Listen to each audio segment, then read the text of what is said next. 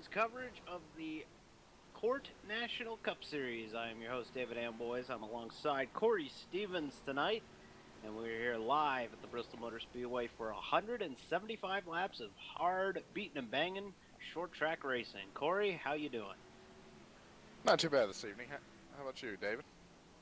I'm doing all right. We got an exciting one on our hands tonight. The CORT National Cup Series, part of the CORT Race Points Manager Race of the Week. This was the race decided this week by the CORT Brass to get broadcasted tonight. So we are here live at the Bristol Motor Speedway. 175 laps. Only the second time the CORT National Cup Series has come to the Bristol Motor Speedway, but it's sure to be a good one. Yeah, looking forward to this evening's race. It's going to be fast, it's going to be tight, and it's either going to be long or extremely short race. That is true, and I want to touch on that real quick. These races at Bristol, it really does depend on if we get a lot of cautions or not. If we don't, we could be out of here within an hour. If we do, we could be here for a long time. Yeah, Bristol's just one of those so unpredictable tracks. You can run high, you can run low, and that kind of gets a lot of people in trouble because coming off the corners, they think they're clear, and they're not. Also, this is the reconfigured Bristol before the grind down that happened a couple of seasons ago. iRacing Service still has the old Bristol, so this is a multi-groove racetrack. So you will see guys run the top and the bottom tonight. Yeah, I did a few practice laps, and I loved the top. I can't run on the bottom, and I know some guys prefer the bottom, some guys prefer the top. So you'll see quite a few guys make a lot of passes in different lanes, and whichever one works the best for them will be the one to go. Qualifying occurring on the speedway right now. Your top five at the moment is Kyle Young, Tim Silliman, Steven Taylor, Sean Sadler, and Brett Black. So we wait for qualifying to sort itself through. Real quick, looking at the point standings, Tim Silliman has the points lead after his run at Homestead last week, but it's the two men behind him, 200 or Daytona 250 champion Johnny Eckert and Nate Bowers. I don't believe Nate is actually here this weekend, so the third place man in points looks to lose quite a bit, but Tim Silliman with a really good start to the season, looking to become the first driver to win both the Trading Paints and CORT National Cup Series titles in one season. He leads the points in both series. Yeah, he's been on fire as of late. Had a great run going on Monday night and ran into some trouble, but still got a top 10 finish. He obviously dominated Homestead in both chances, and it looks like he might extend his points lead a little bit with one of the guys right on his tail not even being here. Yeah, and actually I misspoke. It's Scott Mullen who currently leads the point standings in the Trading Paint series. I realized it the second I left my mouth, and I apologize for that to you Scott Mullen fans. Scott, I don't believe is in the field tonight, but if he were, we'd be glad to see him here. Tonight should be a good one. Like we said, 175 laps for the CORT National Cup Series. One of the more difficult events. A lot of drivers circled this one on their calendar as being one of the events just kind of get through, as Bristol Motor Speedway, one of the tougher of the racetracks that we go to this entire season. Yeah, this is you kind of throw it in the category of Daytona and Talladega. Just get through the night, keep your car clean, be there at the end, get what you can, because there is no predicting what's going to happen. You could easily be coming off of 4 and there'd be a wreck in turn 1. You're on it in no time. You're collected. Night's over. So you just really got to keep yourself clean tonight. That's absolutely correct. And of course, these guys go to another SMI racetrack. In fact, they go to 2 in a row with an off week thrown in there. They head to Atlanta next week. So they head to Atlanta next week, then they take a week off, and then the CORT National Cup Series, I believe it's their next time here on CORT Vision, the Vegas.com 300 at the Las Vegas Motor Speedway. And that is a CORT 5 for 25 event. If you haven't heard about the 5 for 25, the first race of the 25, or the 5, I should say, it's 5 events where if someone from the previous race who got a top 5 wins the event, they get a 25-point bonus. This is not a 5 for 25 event, but it would be good to build some momentum to try and get yourself into that top 5 by the time we hit to Las Vegas. Yeah, momentum's key. We saw it with Julian a couple years ago, or last season, excuse me. You build up a little momentum, and it can carry you a long way. You get a little confidence. You're willing to push it a little harder, and makes your drive better. So if you can get some confidence tonight, go to Atlanta, get some more, and then go to Vegas, you definitely got a chance. Just waiting on qualifying to wrap up here. Should be wrapping up any second now as we wait for the 5 minutes of qualifying to cycle through. Right now, let's go ahead and take a look at the ticker, and it's Kyle Young still on the point, Tim Silliman second, John Dragonetti third, Stephen Taylor fourth, Sean Sadler fifth, Brett Black sixth, Mike Husby seventh, Johnny Martin in eighth, good qualifying run for him, Andrew Hess ninth, Johnny Eckert, Kevin Bartelt, Jeff Gilmore, Chris Sweat, Steve Lovender, Julian Medor, Tyler Tucker, Andrew Hayes, Cody McCorkle, Matt Harrington, and James Gutta, and Nate Bowers. Nate Bowers did make it, in fact. So a lot of drivers choosing to not take time here tonight. Yeah, that kind of shocks me. I would feel like a lot of people want the track position, but maybe they figure it doesn't matter where you start, because maybe a lot of people are predicting a kind of a big one to happen, if you say. Well, the first few laps of this event should be hairy. It always is here at Bristol. But I think the teams will look to just kind of get into a groove and just kind of cycle through the first few dozen laps or so and just try and build up a rhythm. Yeah, rhythm is key at this track. You've got to be in a rhythm. You can easily get the wall. You can easily get loose coming off. You can get tight going in. All the drivers around you, if you can get into a smooth rhythm. Really, the first four guys that qualified, they're going to be the ones that will get in the rhythm first. It's going to be harder for these guys in the back. Field waiting on the 2-minute countdown now as we got the whole field there as Kyle Young and Tim Silliman will be your front row, which was the front row for the Indy or for the Daytona 250, ironically enough. So a little bit of a repeat row for tonight. The front row, same as what we saw 2 weeks ago in the 250. Kind of rare to see that. Two completely different racetracks, and you've got the two guys sitting on the front row. Maybe one of them's the guy to beat tonight. Tim Silliman has been fast in practice along with Kyle Young. Should be a good one. About 21 cars getting ready to entertain you tonight. Want to appreciate everyone coming on out as the Ford Mustang pace car gets on its move, and we get ready to go here for the CORT Race Points Manager Race of the Week for the CORT National Cup Series. Appreciate you bringing us into your home. We understand a gigantic snowstorm enveloping the Northeast, and we appreciate everyone coming on out.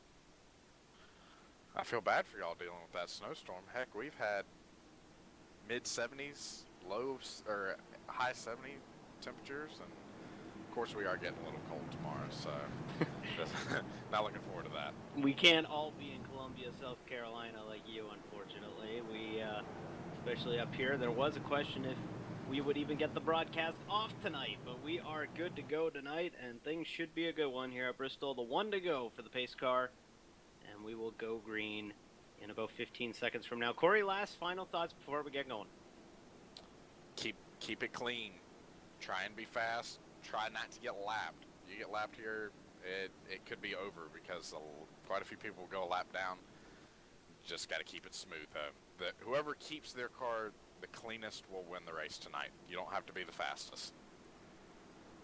Well, the Ford Mustang pace car looks to get off the racetrack, and we get 175 laps of the CORT National Cup Series, making their CORT Vision debut. Here we go. As the Mustang turns hard left, we are going to be green in just a minute, and we are green as we are underway. Kyle Young and Tim Silliman about half and half as the field runs through turns 1 and 2. Kyle Young jumps out to an early lead. Dragon A is now under Silliman for the second spot. Looks like Silliman might get that run coming off of 4. He's going to take over the second spot as the first 4 cars get single file. The 55 and the 93, don't count out the 14 there as you see the rest of the field kind of follow in line, try and just log laps. And like we said before the race there, Corey, a lot of laps can be ticked off really quickly as these lap times are about 15 seconds or so. Yeah, before you know it, you've already run 20 laps, and you wonder man, I've got to get to the front. Time's already running out, and this race can go by very fast if it stays under green. Let's go ahead and focus in on something a little bit further back. Let's focus in on the battle for the 4th spot. Steven Taylor. Oh, trouble! Kyle Young, the leader, up into the wall. Didn't quite see what happened there with the Reese's Ford. Let's see if we can get a replay. Looks like, ooh, might have gotten a little help there. Well, let's see here. We stay under green, but let's see the replay here as Silliman comes down the back straightaway under Young. And, oh, he might have definitely got a little bit of help. The Haviland Chevrolet maybe sending the number 93 Reese's Ford around for a ride, and that puts Kyle all the way back in the 9th spot. So a tough break for Kyle Young early on here at Bristol. And tempers may be flaring already. This is a track notorious for giving drivers tempers at one another. So not good to get that to start the race. And in the meantime, we have a new leader at the front of the pack. It's father-to-be John Dragonetti. His fiancée, any minute now, could be birthing his child. John Dragonetti has no relief driver on standby, but did start the race, so would get the points for starting the event, and he is leading on the point right now. Nah, this is news to me. When was this announced? This was announced a few days ago. His fiancée is due any day now, and John Dragonetti is leading the point here at Bristol early on in the early going. All right, well, early congratulations to John. Meanwhile, David, we have an amazing battle back here for 10th, 11th, just a wad of cars. Or too many cars are battling for a little bit of real estate. The 30, 18, Julian, he finally clears it. Steve's back here, Matt Harrington. Yeah, it looks like Matt Harrington actually has some front-end damage on the two Reds Apple Ale Ford as, yeah, that is a nest of cars, and those cars are struggling. They're not struggling, but they're trying to stay in front on the lead lap as we head through early on here at Bristol as here comes Harrington trying to make a pass on, I believe that's going to be for the 12th spot on Andrew Hess, one of the Excalibur Racing cars. Excalibur Racing last season fielding an IndyCar team and has expanded their efforts to CORT National Cup Series this season. And I'll tell you, a driver to watch, Julian Medor. He has already climbed 6 positions from 17th to 11th. He is moving his way through the field as also the intensity at the front is picking up. And focusing back in, John Dragonetti, Steven Taylor, Tim Silliman. We will be focusing in on a lot of this front battle as the top 5. You can throw a blanket under them early on in the going here at Bristol. Here go, oh, and Silliman might have gave Dragonetti a little bit of a bump in the middle of the corner, and Tim Silliman is driving this place like a short track, even though a lot of people are describing it as a mile and a half. He's not making too many friends out there. He's already gotten a couple of people a little sideways there. At least Dragonetti did hold on to it. Didn't get sideways or anything there, but almost ran him up into the wall there. Yeah, now here comes Silliman. He might have a run on the inside. Thinks better of it, but now he might have to deal with Steven Taylor on the inside, the Lego machine. The number 42 maybe thinking about making a move. Yeah, he's trying to peek to the inside. Meanwhile, Husby's looking under, well, it looks like Brett Black Brett there. Black. Yeah, and now Silliman's going for the lead. Tim Silliman looking to make a move on the inside of John Dragonetti. As Dragonetti will continue around the high side, Silliman trying to make the pass on the inside, and it looks like, ooh, as he gets a little loose there on the exit of turn number 2, it looks like Silliman tries to make that move, just doesn't quite have the momentum to make it. Doesn't look like there's enough grip down there. It's a lot like the old Indianapolis Raceway Park. A lot of guys running the top groove instead of running the bottom like you would expect. Yeah, I tell you, it's so hard when you're trying to get by somebody at this new configuration and they're on the high side. It is so hard to finally clear them because they just get such a run coming off that corner. It's almost impossible sometimes. Lap 21, as you said, or as I said, laps can tick off really quickly. We're almost... and we're under caution. And we're under caution here. Don't seem to know why. Andrew Hayes is in the pit lane. Don't seem to have a number as to who was involved. We're under caution here. Huh. Could it be the 30 of Jim Gutta, possibly? Let's see. Let's check the replay. Tyler Tucker spun it around on the front stretch. That's what it was. So, yeah, Tyler Tucker spins it on the front stretch. You just saw it there out of the peripheral there as we head under the caution flag. Tyler Tucker spins it on the front stretch as that brings out the caution. Now, the interesting pit road here, it appears as if you have to come in through both pit roads under caution here at Bristol, but not during green. Yeah, as I was mentioning to you before we came on air, Dave, it's confused me for a very long time. They did explain it in the driver's meeting a little bit, so hopefully most of these guys don't make a mistake. I've done it before racing at Bristol. Made a mistake, ruined the race instantly. So hopefully a lot of guys remember what to do and how to get on and off pit road under green and yellow. We see Kyle Young getting some damage fixed from that early incident early on in the event so far. Still running, was running in a respectable spot, but unfortunately has dropped all the way back to the 17th position due to the struggles there for Kyle Young. Yeah, hopefully his car is all right. Doesn't seem... I mean, he's got plenty of time to get it fixed. He's got plenty of time to work his way back up there, so I think he'll be all right. He didn't really get too much damage. Neither did Tyler Tucker. He did a fantastic... I was trying to combine two words there. He did a fantastic job trying to keep that car off the wall and out of harm's way. So a lot of good driving by these guys early on. Tyler Tucker, you see him there on your screen right there, the Huntington Ford.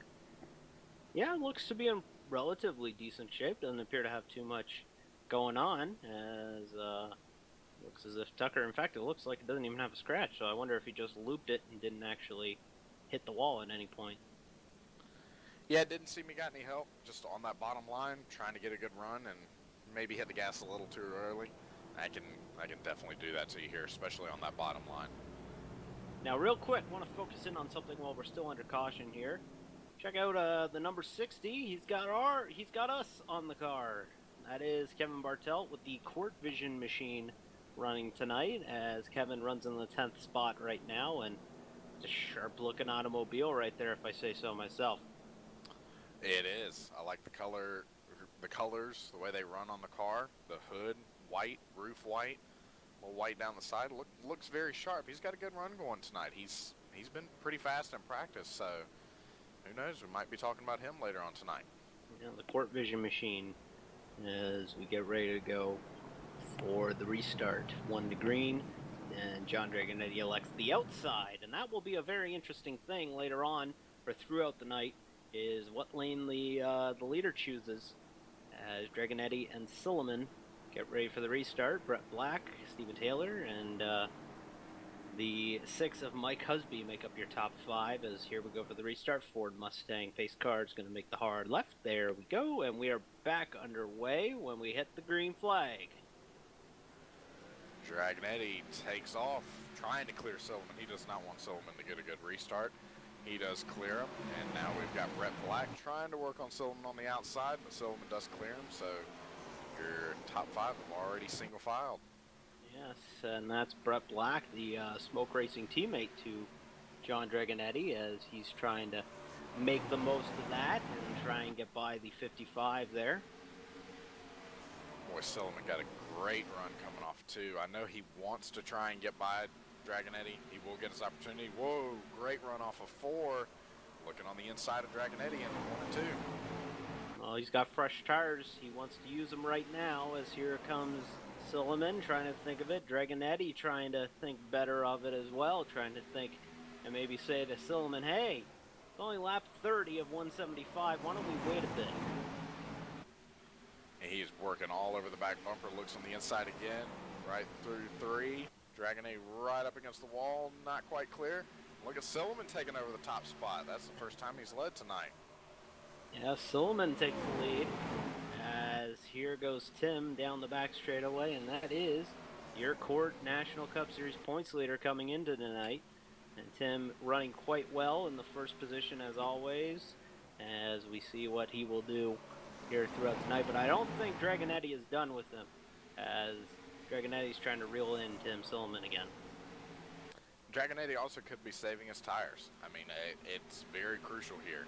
But as I say that, Brett Black is working all over the back bumper. Who knows? Maybe Dragonetti's out of his rhythm. We were talking about that earlier. And maybe he's just out of his rhythm right now. Dragonetti and Brett Black.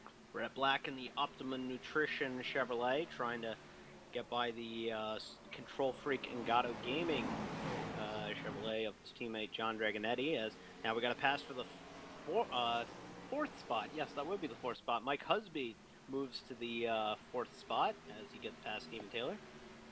Ooh, Dragonetti got really loose coming out of 4 there. Saved the spot, but it did bunch Brett Black and Husby, who just made the pass. Got them right on the back bumper. Now Brett Black is looking on the inside of Dragonetti. Don't know if he's going to be able to clear him, but now Husby's all over the back bumper of Brett Black. Very entertaining battle, even some fun battles deeper in the field. We'll try and focus in on those throughout the remainder of the evening, but again, it is tough to focus on all the action going on here as Dragonetti tries to hold off Black. Meanwhile, Tim Silliman has kind of checked out on these front 4 as he is now out to a second lead here at Bristol. Looking deeper in the field, Andrew Hess, he's started working his way up. He just passed Johnny Eckert for the 7th spot. Now Kevin Bartel in that Court Vision car we were just talking about. He's working all over the back bumper of Johnny Eckert. He's looking low. He wants that 8th spot coming out of 2. He's trying to pass the Kevin Bartel Motorsports entry, and it looks as if they think better of it. And the employee, it appears as if Kevin Bartel might have gotten a little bit loose, and now we're 3 wide. Matt Harrington and Johnny Eckert for a minute. They think better of it. Trouble! That was close. We got trouble on the racetrack, and it's Jim Gutta in the number 30 has looped it around, and some hard damage to that Slim Jim Chevrolet brings out our second caution of the day. Taking a look at this, I believe that's just another product of bottom line, gas too early, loose coming off, and looking at it, no, oh, he got help. We got help. Let's see if we can cut back a bit more. We'll see if we can see where it all kind of started here as Jim goes through 1 and 2. This is about a lap before. It looks like Andrew Hayes just gets loose a little bit coming off of 2. Tried saving it, got into James, and James obviously gets into the wall pretty hard. Ooh, just tough break for Jim Gutta there. And yeah, that's just wrong place, wrong time there. And Jim Gutta unfortunately spun around right in front of the leaders. Good job avoiding taking out any of the leaders there, and that's unfortunately going to be the end of Jim Gutta's day. Now, David, I tell you, we have some interesting pit stop strategy going on here. Steven Taylor looks like he stayed out. Johnny Eckert, and I'm trying to get number, Johnny Eckert and, oh Lord, please forgive me. The 90 and the 01. Yep, that would be Sean Sadler. They took either 2 tires or no tires, and then you have Dragonetti who beat Tim Silliman off pit road. I think Steven Taylor might have even stayed out on that caution, so yeah, it should be a very interesting restart here as these drivers feel it wasn't even long enough run. That was about a 12 to 15 lap run and wasn't warranting a caution, or wasn't warranting a pit stop there. So they decided to stay out. Yeah, track position can be key here. You may get 5 laps here, get a little bit of wear on the tires, a couple cautions come out. It'll kind of even all the tires out. Then Steven Taylor will be looking pretty. Real quick, got some housekeeping to maintain. The ASRA live view from Phoenix tomorrow night, 8:45 p.m. Eastern. Feel free to follow along with the live view, the most interesting broadcast that you will see in sim racing. It's different. Come check it out. ASRA live view tomorrow night at Phoenix. That's at 8:45 p.m. only on Court Vision. And then next week, our RPM race of the week. It's the RPM Truck Series from the Dover International Speedway, making their Court Vision debut Wednesday, March 18th. Or actually, it's supposed to be Tuesday, March 18th. The graphic's wrong. I apologize. 8:45 p.m. Eastern, only on CORT Vision. So that's Tuesday, March 18th. Go, feel free to come on out and check it out as we head to the Dover International Speedway. The Truck Series had a unintentional week off. Management or series directors decided to pull the plug on the Lime Rock event. It just wasn't enough preparation for that event, so the series decided to take the week off, and they have moved. They have just dropped the event. They will not be made up, and that will be what we look forward to next week at Dover. Anyways, Stephen Taylor and Sean Sadler in all Ford front row. Johnny Eckert and John Dragonetti and Tim Silliman make up your top 5 as the iRacing.com pace car turns hard left as we get ready for the restart. Taylor will dictate it. He picked the high side, and we are back under green. That Lego movie Ford Fusion, whoa, he got a little wheel spin right there, backs the field up. Drivers do a great job of preventing that, but Stephen Taylor is going to lose a lot of spots here. Taylor's just going to see how many he falls back. He's battling hard with John Dragonetti. Taylor, a hard charger. He drives hard. He drives with his emotions on his sleeve, and that shows here as he's not going to totally give room there, as Dragonetti maybe gives him a shot to say, hey, I'm right here. Hold on just a minute. And meanwhile, Husby's all over the back bumper of both of them. He kind of wants to make it 3 wide. Realizes it's a little early, but he does want to get by both these guys. He wants to work his way up into the top 5. He wants to work his way up into the top 5. And here comes, that's the 91 to Brett Black trying to make a move. And we got some exciting battles all throughout this racetrack on the restart. Kevin Bartelt's not far behind there in the 60, as we got exciting battles all the way through here with about 128 laps to go.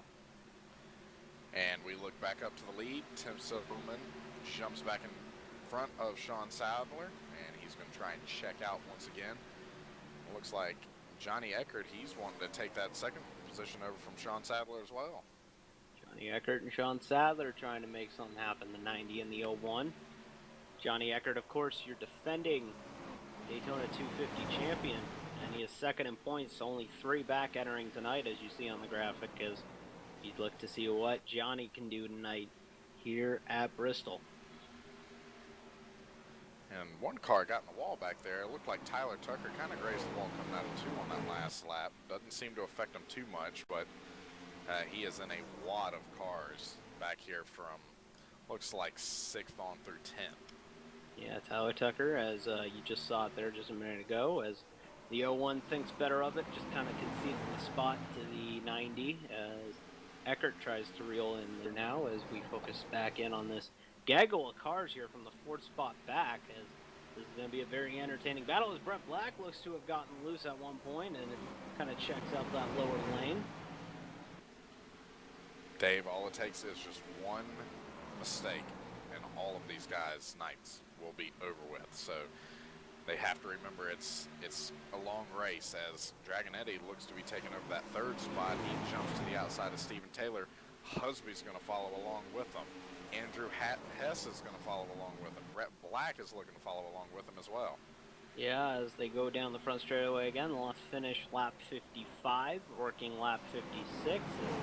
Tim Silliman, again, has checked out on this field. Tim Silliman has almost a full 1.5 second lead as we run here through the better part of the event here, almost nearing halfway. Mentioning rhythms, Tim Silliman is definitely in a rhythm right now, and he is loving what he is seeing in his rearview mirror. Those cars just getting smaller and smaller. Yeah, but they're going to get bigger and bigger in front of them, as that's how this track works. You think you've cleared them, you think you're all good to go, and now, is it going to be 3 wide here? No, they think better of it as Dragonetti makes the pass on Sadler, or has he? Doesn't appear to have it. Now he has it, as now Andrew Hess will even get by the Jack Daniels machine of Sean Sadler. And it looks like Husby got a little loose coming off of 4 there, saved it. He lost a ton of spots. Stephen Taylor is trying to work back by him. Meanwhile, Stephen Taylor's decision of staying out, I think he's regretting that decision now. Yeah, Stephen Taylor has like a rocket down to the 9th spot, looking to fall back to the 10th now. Not a good call by the 42 Lego machine. Maybe not the best call to make there to stay out. His tires are vital here. As you'll see in about 20 laps or so, you'll see a lot of guys probably clamoring for tires. Yeah, after 30, 40 laps, you don't care that you can make it another 100 laps on fuel. You want tires now. And you're constantly telling your crew chief, I want tires now. Bring me to pit road now. But you just got to stay out there because track position's too vital, as Kevin Bartel's taking that Court Vision Chevrolet up front. Yeah, Kevin Bartelt has moved that number 60 entry to the 6th spot, looking for the top 5 now. We're charging hard on his teammate Johnny Eckert now, as Eckert gets into the wall there just a minute ago in the number 90 we got a machine. Spin going into 3, Steven Taylor. Oh, and it gets bad to worse for Taylor, as we'll see if we can get a replay there, as well, it's not been the best of nights. It quickly went downhill, and he got Sean Sadler with him. I wonder if he got help. That looked like a product of racing right there. Sean Sadler got in the wall, bounced off of it a little bit. Steven Taylor's there, and they both get collected. Doesn't look like either of them have too much damage that it's going to affect them real bad, but not a good night for either one of them. Yeah, and it's it's not a super speedway. It's the short track, so you can beat and bang a bit and get away with it. But Steven Taylor, tough break for him. Gonna have to get some of that damage repaired here, as the entire field comes back out under caution. Now let's see if anyone makes any bold moves of staying out. I mean, I know track position is key here, but I think what just happened to Steven Taylor should be a big reminder to all these guys. Tires, as look at who does stay out. Kevin Bartelt. And the number 60 Court Vision machine decides to stay out, as it appears as if it will be Silliman, then Dragonetti, then Brett Black, then Johnny Eckert. So that will be your top 5 when everything shakes out here, barring any speeding penalties. Now, if Kevin does win this race tonight, as broadcasters of the Court Vision car, do we get a better paycheck for that, Dave? Well, maybe we do. But right now he has decided to come back in, actually. Looks like he just stayed out to lead the lap and then head back in to get fuel and tires, as probably saw what happened to Steven Taylor and thought better of it. Yeah, heck, he might also be listening to the broadcast. He might have heard us mentioning, look, you need tires, but he wants to get some PR for that Court Vision Chevrolet, which looks good, by the way.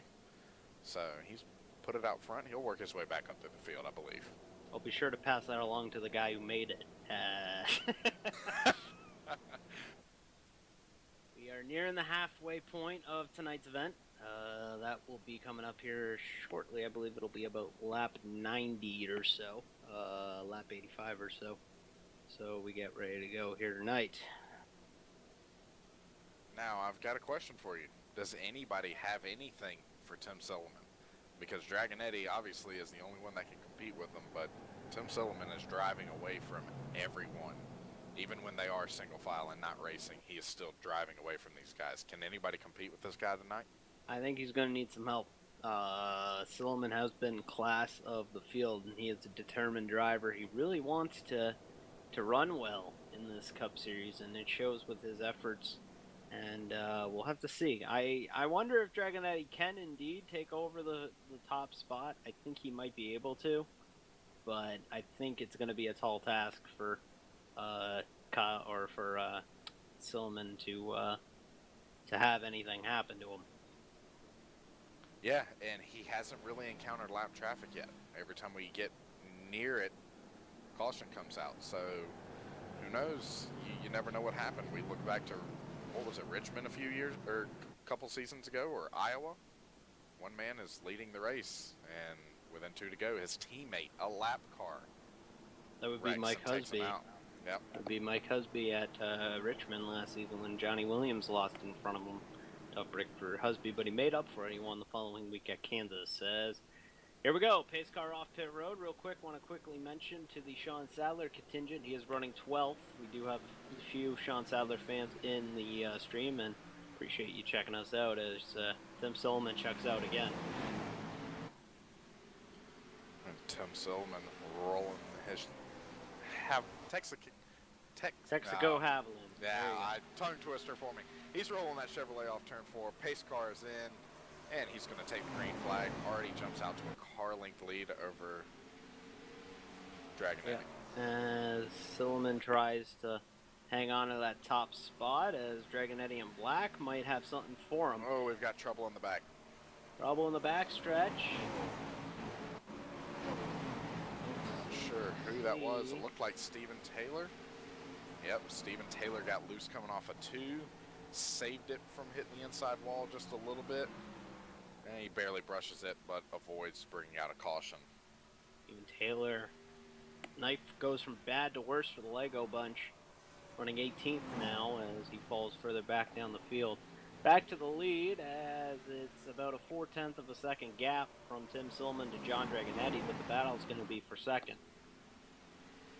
And Dragonetti gets a little loose coming off a 2. Brett Black wants to show what he's got. You know, Brett Black and Dragonetti had a battle last Thursday at Texas and ASRA, so maybe Brett Black's trying to redeem himself. Wants to get up there and see what Tim Silliman's got. That was a great battle. You saw it right here on Court Vision last Thursday. If you haven't, check out our archives, youtube.com/courtracing. Sure, check out the archive of that one. We've also got a great battle back here for 5th. Johnny Eckert and Andrew Hess. They've been side by side for a little bit. They're now single file as Husby is all over the back of Andrew Hess. He wants that 6th position bad. Yeah, Hess has had a really good run tonight in the main performance PC entry there. The Squid Grip, number 18, is trying to make something happen for Excalibur, trying to get their first court victory. And as I mentioned before we started, keep your car clean and you'll run well. If you look at the practice speeds, Andrew Hess was 18th fastest, Johnny Eckert was 20th. Look where they're running now, 5th and 6th. Yeah, these guys just trying to keep their car straight as Husby gets loose again. And that is another little bit of a scare for the field behind him, as now Kevin Bartelt starting to reel him in. And Johnny Eckert got loose at the same time. Andrew Hess has gone underneath him, and he will take over the 5th spot. So put Andrew Hess in the top 5. Now Husby rebounds very quick. He's all over the back bumper of Johnny Eckert, too. Kind of makes you wonder if anything's wrong with that Ford Fusion by Johnny Eckert. Yeah, Eckert trying to hang on to that top spot. Husby in the topper's piece of machine trying to hang on. As Eckert's running the old ballpark line, he's riding the warning track as here he goes through.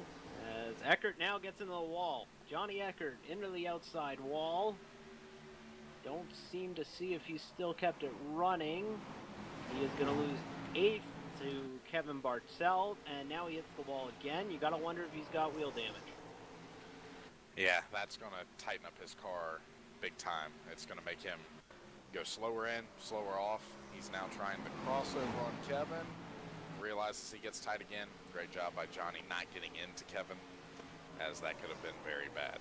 That could have been very awkward at their meeting later on this week when they debrief about the races. Kevin owns that number 90, so it would have been a very nice night for both of them involved. Yeah, I don't think he would have been too happy about that as a car owner, as he's now getting worked all over the back bumper by Tyler Tucker. Tyler Tucker wants that 8th spot bad, as Johnny Eckert's car has gone from good to bad very quick. Tough break for the Daytona 250 champion, as now here comes Tucker past him for the 8th spot, as he thinks better of it, as now they're going to be side by side. Battles all throughout this field. In fact, why don't we focus in on something a little bit behind them? There's a great battle for 10th. That is Chris Sweat. We haven't focused on Chris Sweat yet. Kevin, that's Kyle Young, and Julian Bedore now running in the 12th spot. So these cars beat up a bit, but they're trying to hang on and try and do the best that they can here on lap 86. And Kyle Young just gets around Chris Sweat. Kind of shocked Kyle Young hasn't worked his way back up there. Kind of shocked that Julian has not worked his way up there fully yet. But they both get around Chris Sweat, as I noticed Chris Sweat's gotten the wall a couple times. Not hard, not enough to affect his car, but it seems like that car has gotten really tight over the last few laps. Yeah, last season's Daytona 250 champion trying to hang on to what's left of that target machine, as I tell you what, though, it's a good run for Chris. He's actually made it to halfway on one of these events, as he usually struggles to make it that far, and unfortunately, he has wrecked out early in many events. In fact, he wrecked out on Thursday in the ASRA, but he's having a good run here, still out there, still battling. Maybe in the 14th position, but he's still out there battling for every position he can get. Yeah, and that's definitely not a knock on Chris. It's unfortunately the way it is sometimes. I had a stretch my first year in court. I think it was 5 straight races where I got caught up in someone else's mess. And it happens, it really does. But there's still plenty of time to go. We're about closing in on halfway. So he's still got time to get his car fixed, get some tires on there, track position, see if he can work his way up there. As we head back out to the front, as you see the gap there, it's about half a second now in between Tim Silliman and John Dragonetti, as now Silliman's going to have to deal with lap traffic as he passes Nate Bowers, who has had just a terrible night in the number 13 machine. Yeah, he just got the wall, trying to let the leaders by, but not a good night for Nathan. I'm sure he's ready to go ahead and get out of Bristol. Let's move on and get to a bigger, faster racetrack, somewhere where he can really let it open up. That's a real tough break for Nate as well, as he was running. He was third in the points coming into the night, as we leave the live gap graphic up there so that you can see how this gap kind of changes. As now it appears as if Tim Silliman's trying to work on the 31 JGM Sims Designs Chevrolet of Andrew Hayes, but we've got trouble on the front stretch. Brett Black is around, trying to get around the lap car. Tyler Tucker gets into the Nathan Bowers. Oh, tough break for Brett Black. Caution is out. Let's see what happened here. Looks like Nathan got into the wall, trying to let these guys by. Matt Harrington and Brett Black were already sideways. They get into each other. Brett Black gets into the outside wall, and then afterwards, Tyler Tucker gets into Nathan Bowers. Nothing too bad, but definitely the worst of it will go to Harrington and Brett Black there. Oh, that's just a boneheaded move by Matt Harrington, in my opinion. I apologize. I'm usually impartial, but I gotta be honest. That's quite a boneheaded move by Harrington to just kind of pile drive his way into there. As we try and rewind this so that you can see the actual incident here, as you see Harrington come through here. Sure, granted he had to slow down for the 13, but he made it 3 wide when it really didn't have to be 3 wide, and it ended the day of Brett Black, and that's a tough break for Brett. Now, I will say, in Harrington's defense here, things happen at this racetrack fast. He was getting a great run coming off of 2, and Nathan Bowers got into the wall. So that may have hampered it. Could he have gotten out of the gas, hit the brakes? Yes, but things happen so fast here, sometimes you can't help it. Nearing the 75 lap to go mark, lap 97, and like we said, when you get green flag runs, that's what happens. We end up with some long green flag runs that just kind of eat up the time here as we are nearing the lap 100 mark. Tim Silliman, still your leader, has pretty much dominated this event so far. Mike Husby is second. That will put John Dragonetti third, Kevin Bartelt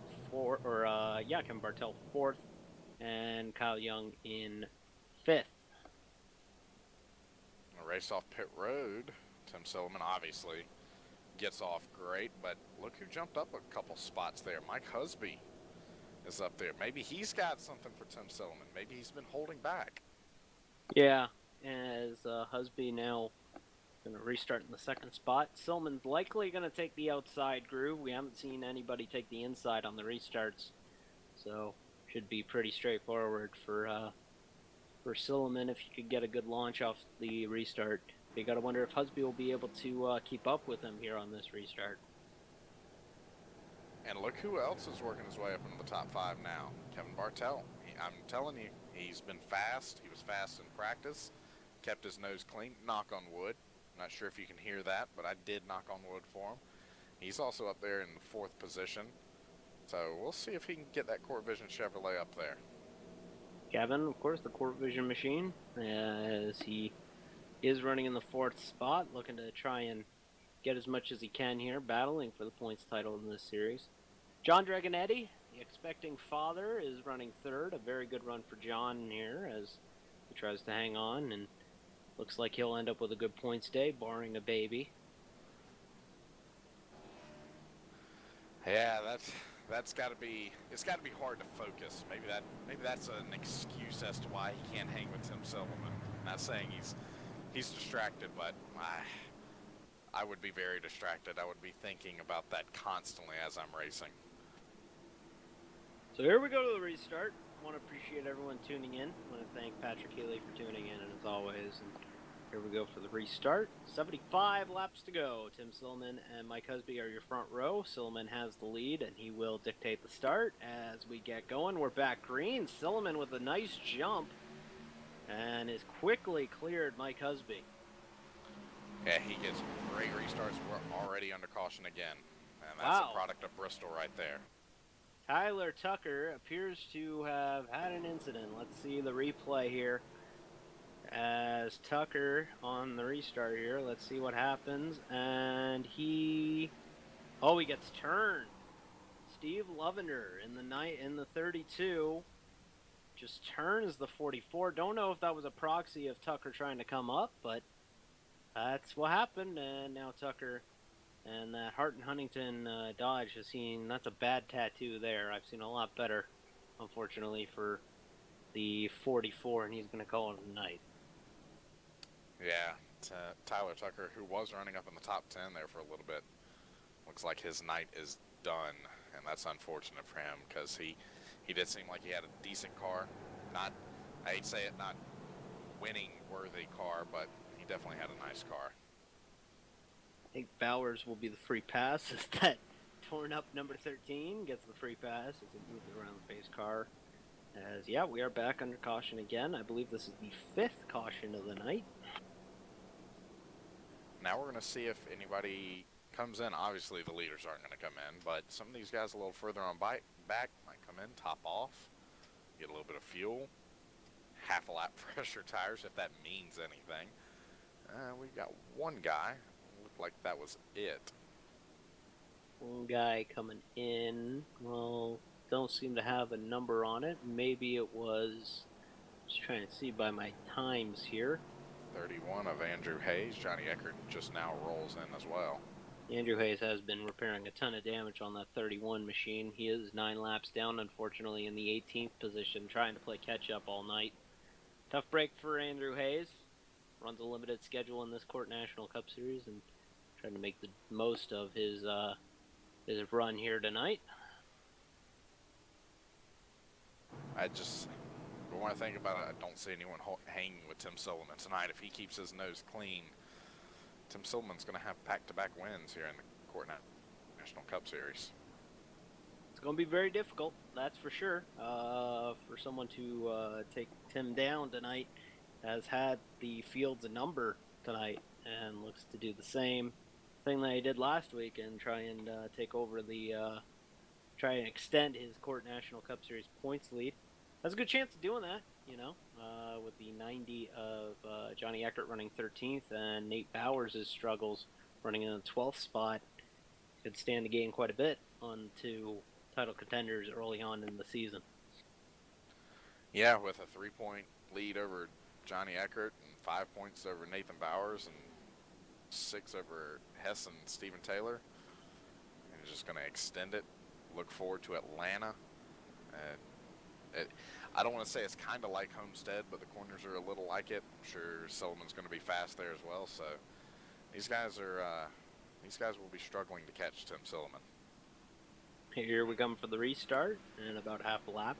Tim Silliman, your leader. Mike Husby, 2nd. John Dragonetti, 3rd. Kevin Bartelt, 4th. And Andrew Hess will be your 5th place restarter here as we get ready to go for less than 100 or less than 75 laps to go. About 69 laps to go as we go for the restart here.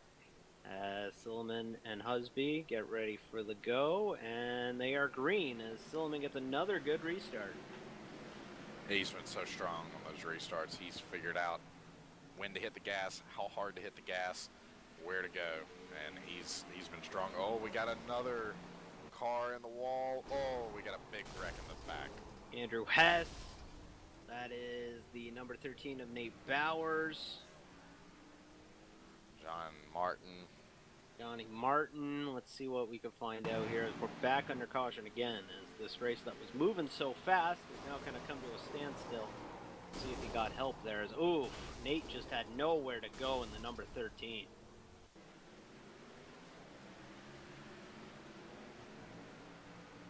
And that will effectively end Nathan Bowers' night, I'm assuming. That was just that was a bad crash there. Yep, that's what exactly happened there. Tough break for him. Well, yeah, this race was just putting along at a pretty good pace, and now not so much. Now we are struggling to get a lap through. 65 laps to go as we ride on the caution car. As again, why don't we go ahead and plug some of the events that are happening next on live or on Court Vision Live View. Court Vision ASRA Live View from Phoenix tomorrow night, 8:45. That's the ASRA, the official development series of Court. That will be the B car at the Phoenix International Raceway in exciting battles all the way through at Texas last week. You'll definitely want to tune in. ASRA Live View from Phoenix, Thursday, 8:45. Only on Court Vision. And then, after that, the Court RPM Truck Series from Dover. That's Tuesday, March 18th. I misspoke when I wrote the graphic. I apologize. Tuesday, March 18th, 8:45 on Court Vision. That is your Race Points Manager Race of the Week next week. And I would imagine if Tim Silliman's going to be in that race, he's going to be pretty strong, considering Dover's just a bigger brother of Bristol. So I would imagine Tim Silliman's going to be the guy to beat there. Meanwhile, I've never raced at Dover. Sadly, I have never raced at Dover, so I can't exactly say that. It's the first time the Court's ever going to Dover, so it should be exciting maiden voyage to the first state, as we will be there next week, next Tuesday, for the Court RPM Truck Series. And then in 2 weeks, it's already snuck up on everybody. The Court Indianapolis 500K. Yes, the 500K this year. That is, the qualifications will be right here on Court Vision in 2 weeks on Monday, March 24th, and that will kick off at 8 p.m. Note the time, 8 p.m., and that will be a 3-hour qualifying session to set the field for the Indy 500K. I can't believe it's already here. I love running there. The only problem is I never have good luck there. It seems something always happens to me when I'm running at Indianapolis, whether it be Court, National Cup Series, or the Trading Paint Series, or anything. But love Indianapolis, love how fast it is, the speed, the history. It'll be fun to run there here in a couple weeks. Yeah, it should be a good one. Well, we take a look at the top 5 here. Tim Silliman, still your leader here.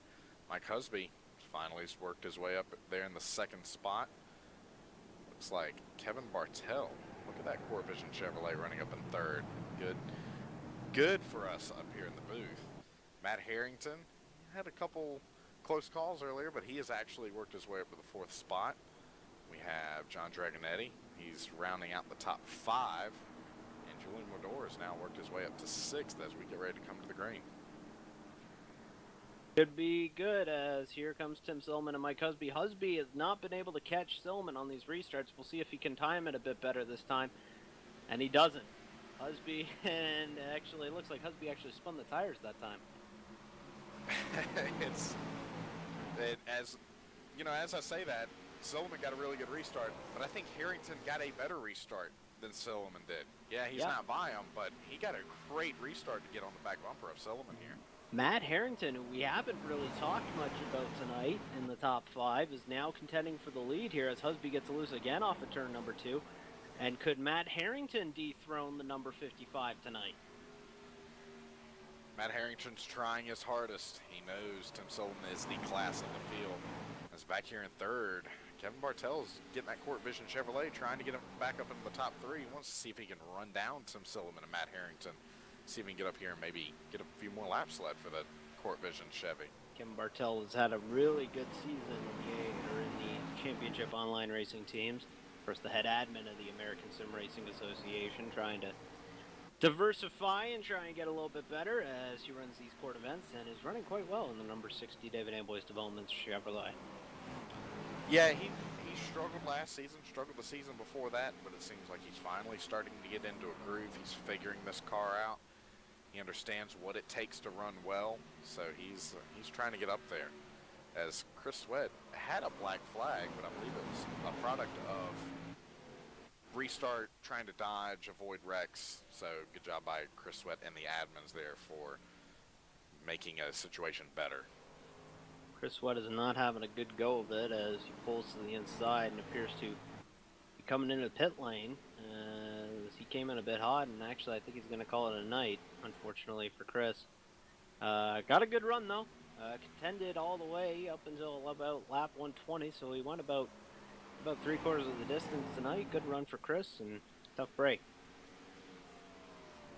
Yeah, Chris will rebound. He's a great driver, so he will eventually rebound from this little slump he's in. Meanwhile, we have Julian Medor. He's finally worked his way up into the top 5. He got around John Dragonetti on that restart. Dragonetti is still back here in 6th with Steven Taylor, Kyle Young, and Sean Sadler, who was in that accident previously, but seems to have gotten his car fixed and is trying to get back up to the front.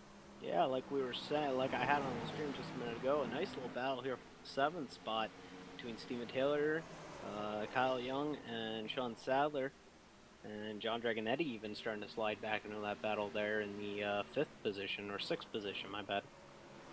Yeah, Steven Taylor's working all over the back bumper of John Dragonetti. I know he wants to get by, but again, passing is so hard at Bristol, especially a driver like Dragonetti, who is very talented, and when he runs the high line, especially here at Bristol, it's extremely hard to get by.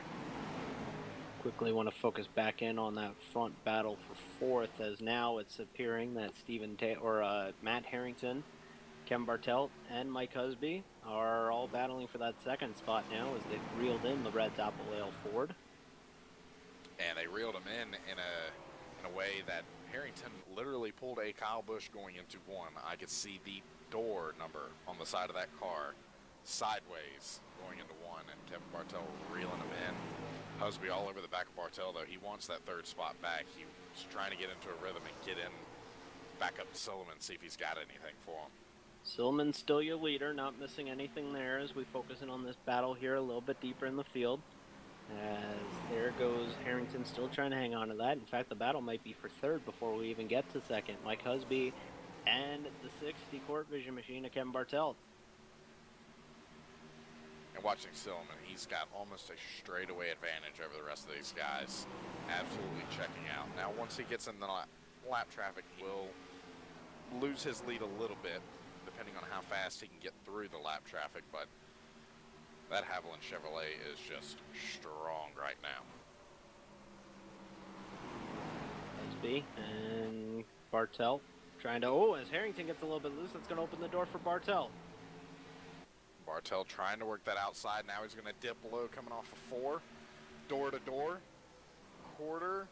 And he's clear. Husby's looking underneath now. We'll see if Harrington gets that run coming off the high side. Doesn't, and I think that's a good move by Harrington. He's been getting loose going in and coming off. Realizes now is not the time. Lets both drivers by. Move Bartelt and Husby up 1 spot. Move Harrington back 2. And that moves Kevin Bartelt to the 2nd spot. And that's a really good run for the Court Vision machine, as Bartelt has had progressively better runs throughout the entire season, and it shows that that number 60 is still trying to, it might end up in victory lane before all is said and done. You never know what could happen at all. Tim Silliman may hit the throttle wrong 1 lap and be sideways, lap car. Kevin Bartelt may run him down. We never know, as Husby's continuing to try and look on the back bumper of Bartelt, but realize it's going to be hard to pass that 60 car, excuse me. Here goes Husby trying to eyeball that. We'll see if we can find something a little bit deeper in the field. Kind of see what else is going on here. In fact, I think I might have found something for the 6th, 7th, and 8th spot. It's John Dragonetti, Kyle Young, and Steven Taylor going at it. That's for 6th. Looking a little deeper as well, it looked like Sean Sadler got into the wall a little bit a lap ago, as Dragonetti is side by side with Kyle Young going into 1. Kyle Young on the bottom, Dragonetti on the high side. Dragonetti's going to get that good run. As Kyle Young gets loose, he's going to lose another position to Steven Taylor. He just had to jump on the binders and just let 42 go there, or else it could have been disaster for both of them, as Taylor just is finding his way through the field. Now he's going to try and pass John Dragonetti here. 38 laps to go in tonight's CORT National Cup Series event at Bristol. Tim Silliman still your leader. Kevin Bartelt, Mike Husby, Matt Harrington, Julian Medore has moved into the 5th spot. John Dragonetti 6th and Steven Taylor 7th, but they look to flip-flop that. Yeah, Steven Taylor working all over the back bumper. He's barely there. Oh my goodness, that was very close. Steven Taylor's down on the inside, wants that position, rides Dragonetti up the racetrack, and clears him coming off of 2, as Kyle Young is now looking for that. Dragonetti, not a big fan of that. It appears as if, almost looked as if he was going to give him a nudge to say, hey, how you doing? But thought better of it, as Taylor is now kind of driven away from the 14 Control Freak machine, as now here comes the Reese's Ford of Kyle Young trying to make a move. He wants that 7th spot. Looks like he may get it. It's going to be hard to pass him on the bottom side. Kyle Young gets a little loose. Not too much to hurt him, as Steven Taylor, boy, he is up against that wall. I'm surprised he hasn't hit it yet.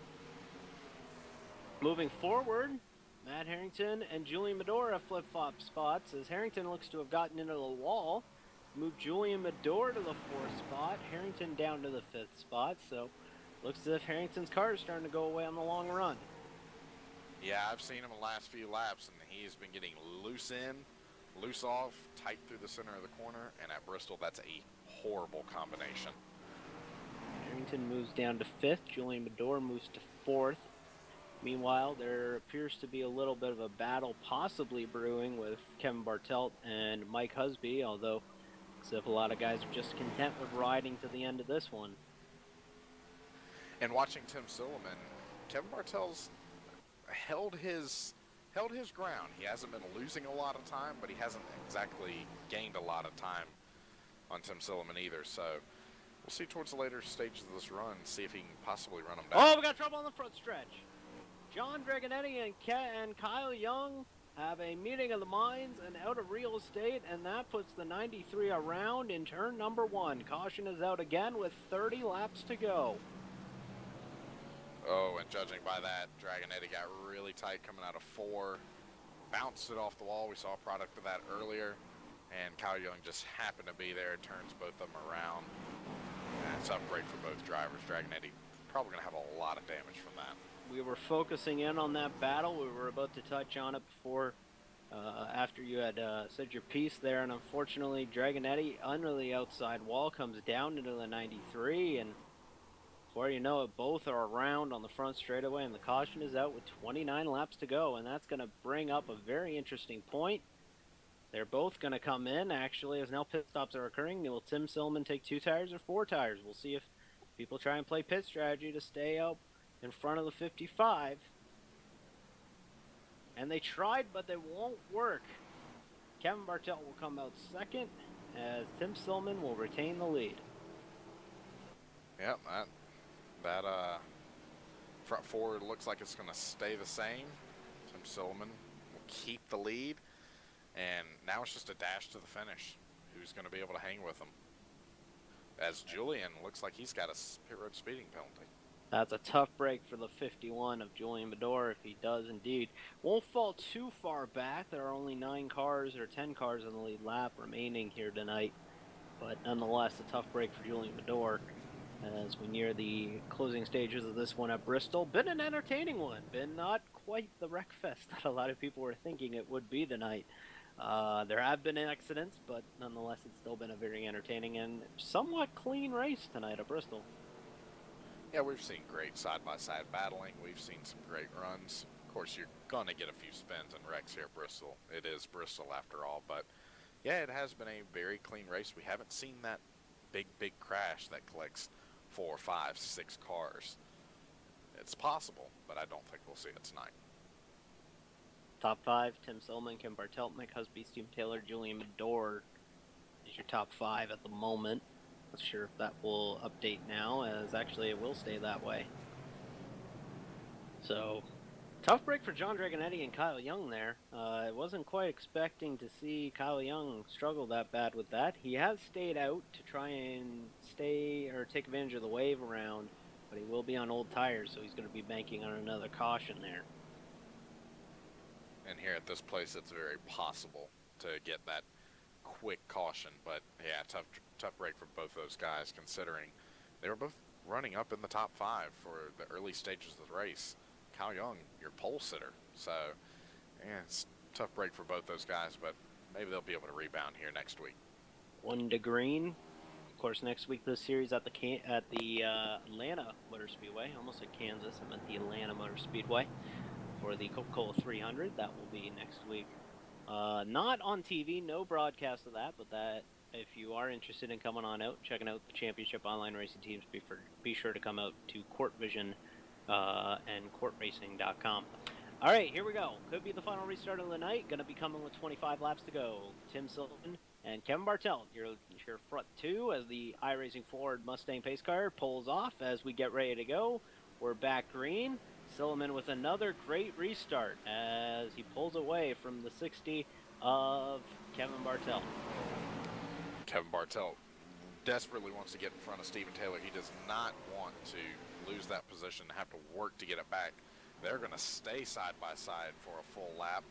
Looks like Steven Taylor's finally going to pass him. Now does Steven Taylor have anything for Tim Silliman here?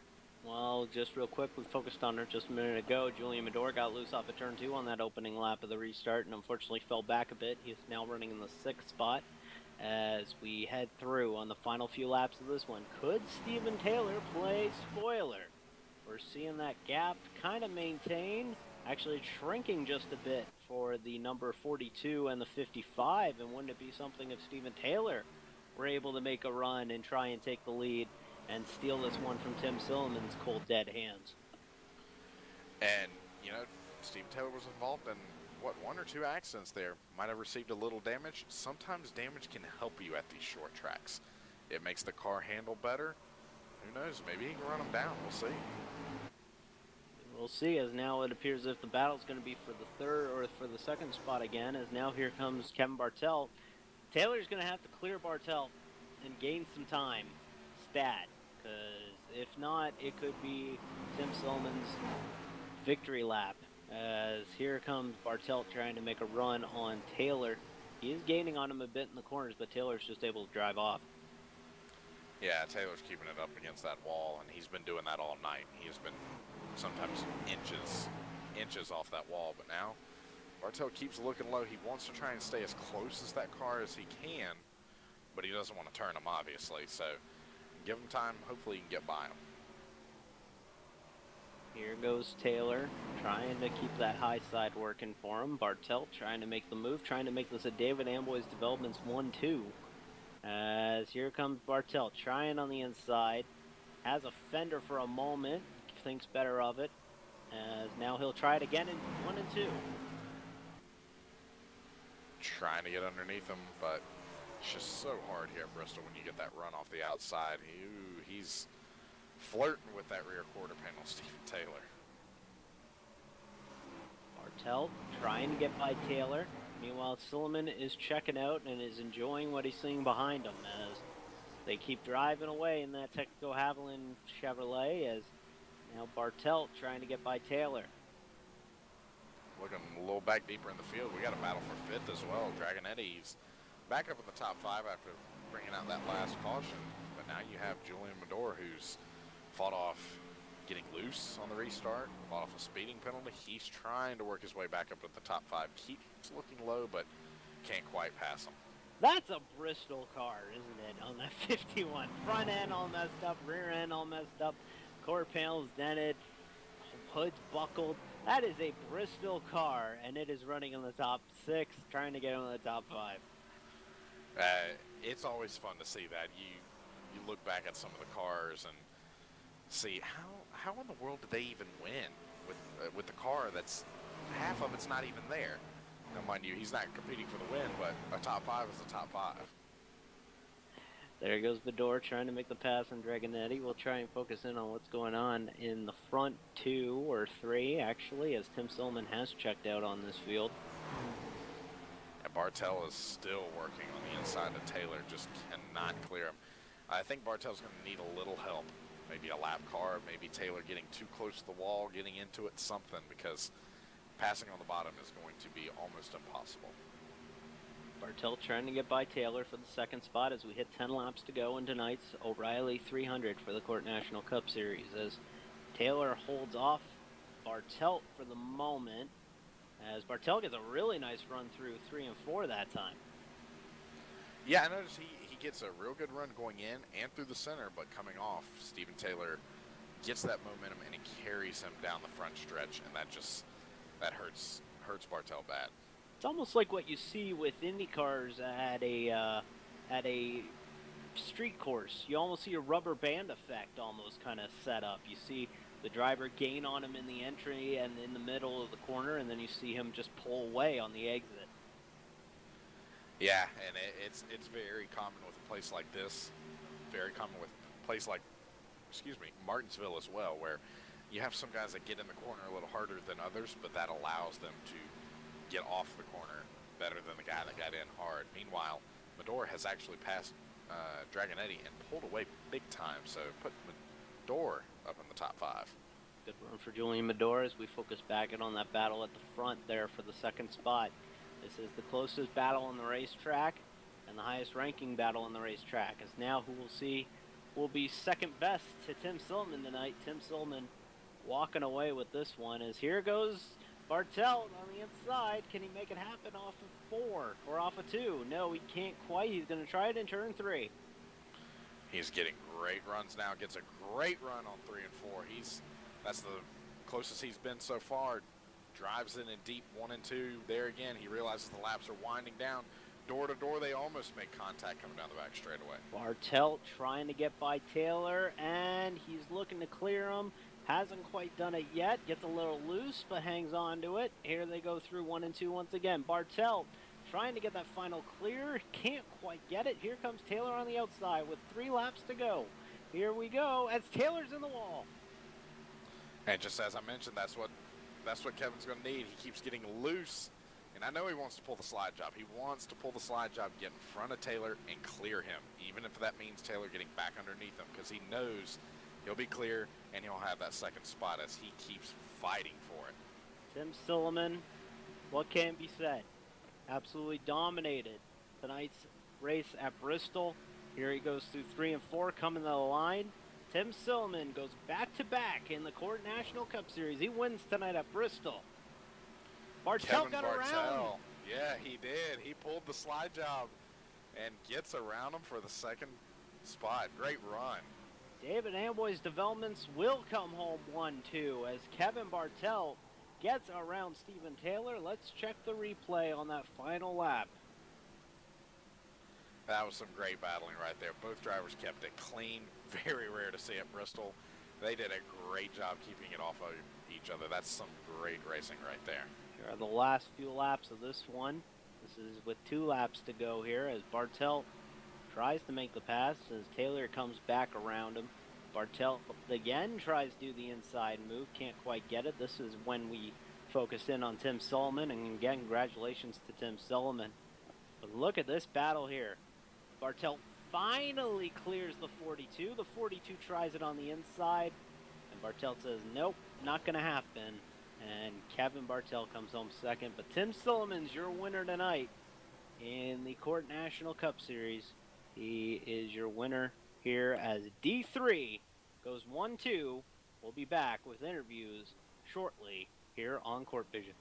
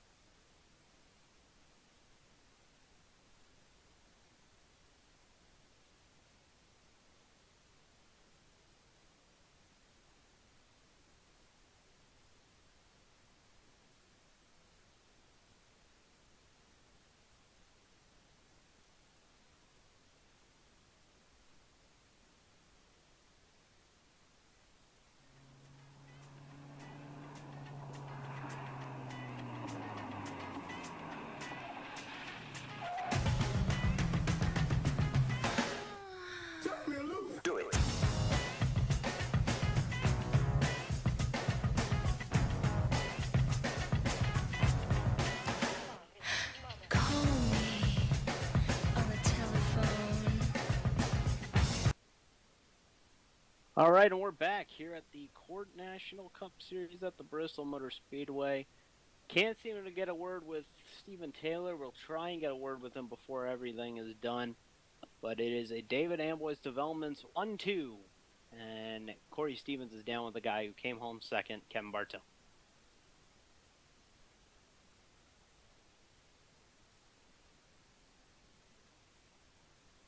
There we go. Kevin, you had a great run tonight. Finished second. Great battle there at the end with Steven Taylor. I saw you fighting to get by him, but man, tell me about that last run there. Oh man, I knew it was gonna be tough because Tim was getting great restarts all night. Uh, Man, I'm out of breath after that. Steven Taylor got past us there on that restart. Like I said, Tim was getting the good run there, and the high line was the place to be anyway. But we battled hard, almost spun it a few times, almost killed Steven a few times, but we made it through, and I managed to get past him there. Didn't think I was actually going to get a full car length on him before we got to the finish line. I thought we were side by side like we were for a few laps prior. What a great run for the Court Vision car. Got to thank Court Vision, ASRA. Man, what a night. Now, Kevin, you had some struggles last couple seasons. You seem to be running a little better. Anything you've done different to change the confidence, change your driving ability that you've really got behind the wheel of these cars and shown yourself to be contender? Honestly, I've got no idea. I haven't changed any of my routines or anything. I haven't put in more practice or anything like that. I honestly have no idea. Maybe I'm just getting better. Maybe I'm just learning how to use a throttle or something. I couldn't tell you. That, or maybe I'm just growing a pair and not caring what people think. Maybe that's part of it. I don't know. Sometimes that can be all you need. Now we have Atlanta next week. How do you think you're going to fare? Are you looking forward to Atlanta? I'm not real big on the 1.5 mile tracks, but that doesn't mean much because if you look at last week at Homestead, I came home, 5th place there? So anything's possible. As long as we keep it clean, we should be in the running for at least the top 5, I'm thinking. Well, if you can get on out of the top 5, that's going to move you up in the points. Back-to-back top 5s for the number 60 Court Vision Chevrolet. Kevin Bartel, do you have any shout-outs before we head it back over to Dave? Not really, honestly. Actually, wait, I got one. Andrew Stoll, thanks for watching. He's a new member over at ASRA. Excited to watch the stream tonight. All right, well, there's your number 60 Court Vision Chevrolet driver, Kevin Bartel. Comes home second, back-to-back top 5s for Kevin. Dave, are you with our winner? I am indeed with our winner right now as Tim Silliman is celebrating Victory Lane. Congratulations, Tim, on the victory. Whooped the field tonight. How about that? Yeah, I just really enjoy this place for some reason. It just felt right to the entire race. I just once I got into my rhythm, I just kept going. Led a lot of laps tonight. Don't know the exact figure, but being in front of the trouble, was that a big confidence builder and allowed you to run quick laps tonight? Well, I knew my main concern was if I ever got caught behind people, what would happen? If people got in the wall, got in trouble, I would have to be on guard. So I figured just keep going and stay out in front as much as I can and just stay away from everybody else. And Tim, you come off of winning last week at Homestead, winning tonight at Bristol. The diversity that this team has shown, is there any chance that this team goes off and tries and goes for the championship? It has gone well for you so far, and taking advantage of Johnny Eckert and Nate Bowers' tough runs tonight. Is it good to separate or to create the separation early? Well, looking at the schedule, I think that it would be a good idea to get it going now, just in case something happened later.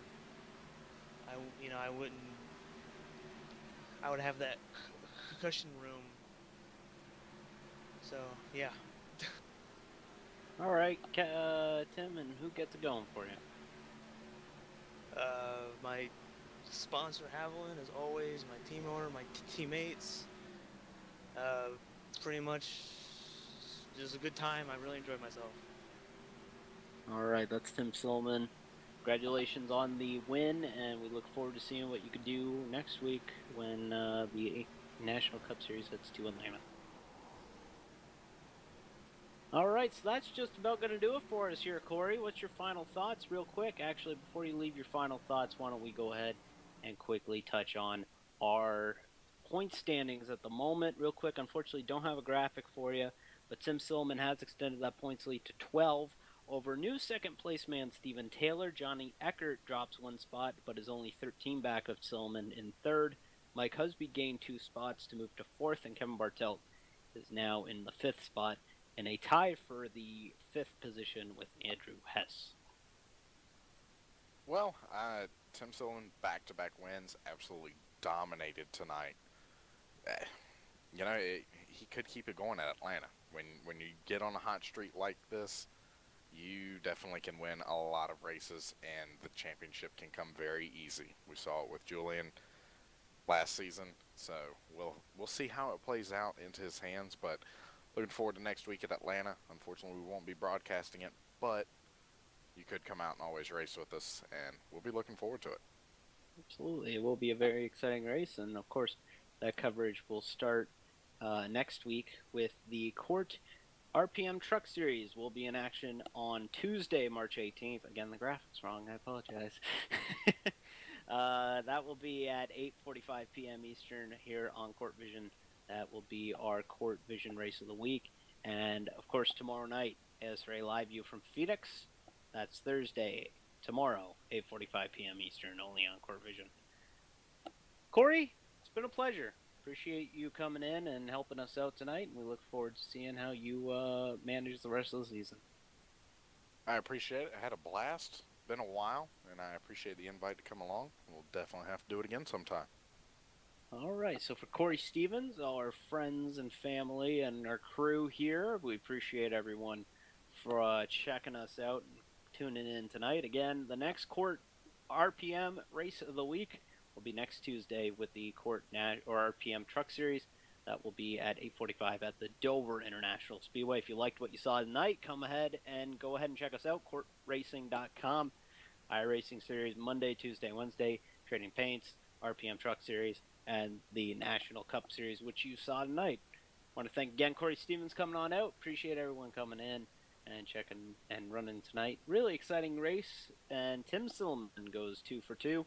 We look forward to seeing you tomorrow night for ASRA Live View here on CORT Vision. So for all of us here at CORT Vision, we appreciate you tuning in. We'll see you tomorrow for ASRA Live View. So long, everybody. Every